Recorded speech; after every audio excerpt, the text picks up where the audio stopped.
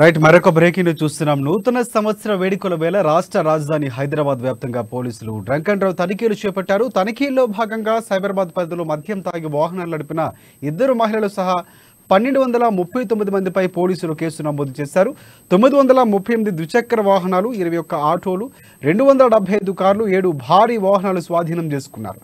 ఇక హైదరాబాద్ కమిషనరేట్ పరిధిలో 1500కు పైగా డ్రంక్ అండ్ డ్రైవ్ కేసులు నమోదు చేసినట్లు పోలీసులు వెల్లడించారు. తనిఖీల్లో పోలీసులతో పలు చోట్ల వాహనదారులు వాగ్వాదానికి దిగారు.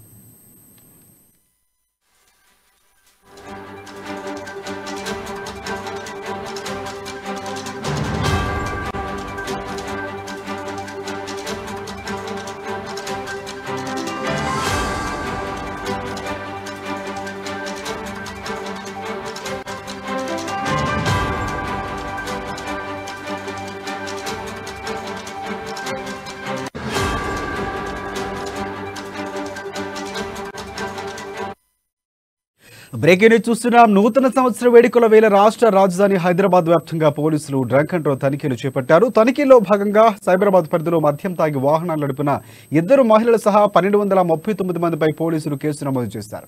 938 ద్విచక్ర వాహనాలు, 21 ఆటోలు, 275 కార్లు, 7 భారీ వాహనాలు స్వాధీనం చేసుకున్నారు. హైదరాబాద్ కమిషనరేట్ పరిధిలో 1500కు పైగా డ్రంక్ అండ్ డ్రైవ్ కేసులు నమోదు చేసినట్లు పోలీసులు తెలిపారు. ఇక తనిఖీల్లో పోలీసులతో పలు చోట్ల వాహనదారులు వాగ్వాదానికి దిగారు.